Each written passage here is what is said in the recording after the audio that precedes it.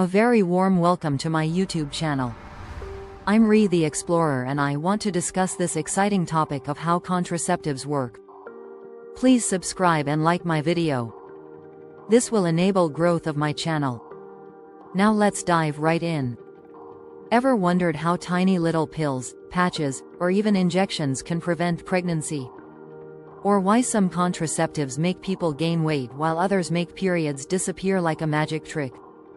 Today, we're diving into the fascinating world of birth control, the science, the myths, and the weird side effects. Buckle up, because this is going to be a wild ride. Now to the basics. What even is contraception? Alright, before we get into how different contraceptives work, let's break it down super simply. Pregnancy happens when sperm meets egg, right? So, contraception is basically the science of stopping that meeting from happening or making sure no egg is around to meet in the first place. And here's the cool part. Science has given us multiple ways to do this, each with its own pros, cons, and sometimes, a little bit of drama. Now let's review hormonal methods. Messing with the system. In a good way. First up, hormonal contraceptives. These work by basically hacking your body's hormone system to prevent pregnancy. Think of it like putting your reproductive system on airplane mode. They interfere with your hormonal system to prevent ovulation. Examples of hormonal methods are as follows. 1. The birth control pill, the most famous of them all, the birth control pill. But how does this tiny pill stop pregnancy? Here is the science time. The pill contains synthetic hormones, estrogen and/or progestin, a synthetic form of progesterone. You may find combined or non-combined pills on the market. These hormones trick the body into thinking it's already pregnant, so it doesn't release an egg.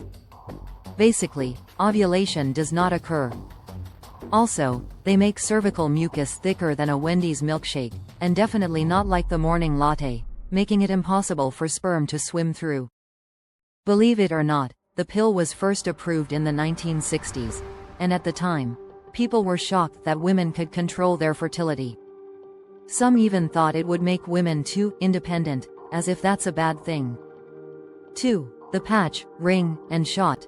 If taking a pill every day sounds like too much commitment, because let's be real, we can barely remember to drink enough water, there are other options. The patch, the vaginal ring, and the injection, aka Depo-Provera. They all use the same hormones, just in different forms. The patch releases hormones through the skin, while the ring sits in the female. I want to avoid calling names here. Speech balloon joke. The shot lasts 3 months, which means if you forget about it, you might just remember when you start craving pickles and ice cream. Surprise, baby. 3. The implant. The hormonal implant is a small rod inserted under the skin of the upper arm that releases progestin, preventing pregnancy by stopping ovulation, thickening cervical mucus, and thinning the uterine lining. It is over 99% effective, lasts 3 to 5 years, and is reversible with fertility returning quickly after removal. It continuously releases progestin, a hormone that prevents pregnancy in multiple ways. The implant stops pregnancy through 3 main mechanisms. Prevents ovulation. 1. Progestin stops the ovaries from releasing an egg each month. Without an egg, sperm have nothing to fertilize, making pregnancy impossible. Thickens cervical mucus. 2. The hormone makes cervical mucus thicker and stickier, creating a barrier that blocks sperm from reaching the egg. Thins the uterine lining. 3. The inner lining of the uterus becomes thinner, making it harder for a fertilized egg to implant and grow. Common side effects include irregular bleeding, headaches, mood changes, and weight fluctuations, but many users experience lighter or no periods over time. The hormonal IUD, intrauterine device. The ultimate set it and forget it method. Imagine a birth control method that works for years without you having to do anything. This is a T-shaped device that sits at the fundus of your uterus, preventing pregnancy both hormonally and mechanically. It serves a long-term contraceptive method for up to 7 years. It releases small amounts of progestin to thicken cervical mucus and prevent ovulation, but as I said, it also works mechanically to prevent pregnancy. A point of note to hormonal methods. These methods may interfere with your mood, your weight and facial skin. The IUD is associated with abdominal cramps at the beginning. But there is also an IUD without hormones, the copper IUD, no hormones. The copper repels sperm like a force field. Works for 10 years. Some people say getting an IUD inserted feels like a demon is trying to escape from your uterus. But hey, at least it's a one-time thing for several years. Now let us jump to the barrier methods, blocking the way. Okay, let's say you don't want to mess with hormones. No problem, that's where barrier methods come in. These physically block sperm from getting anywhere near an egg, like security guards for your uterus. Barrier methods include 1. Condoms, male and female. Male condoms. Thin latex or polyurethane sheaths that trap sperm. Female condoms. Worn inside the vagina, providing internal protection. And yes, condoms are the only contraceptive that also protects against STDs. So, if you're using a hormonal method, double up with a condom, because nobody wants an uninvited guest named gonorrhea and those others that you know so well at the party.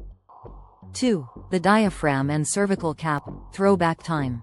The diaphragm is a flexible cup inserted into the vagina before sex, kinda like a tiny, silicone umbrella for your cervix. You use it with spermicide, a substance that zaps sperm on contact. Diaphragms were super popular in the 1920s, 1950s. Today, not many people use them, but hey, they still work. Let's now dive into the permanent methods.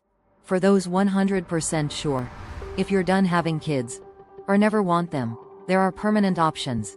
Tubal ligation, getting your tubes tied, blocks fallopian tubes. Vasectomy, blocks sperm flow from the testicles.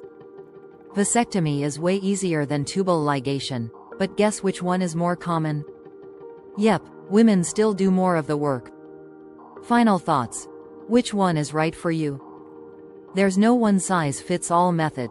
It all depends on your situation, body, lifestyle, and future plans. Different methods may mean different things depending on your context. Talk to your doctor, weigh the pros and cons, and make an informed choice. If you found this video helpful, hit like and subscribe, and let me know in the comments which method surprised you the most.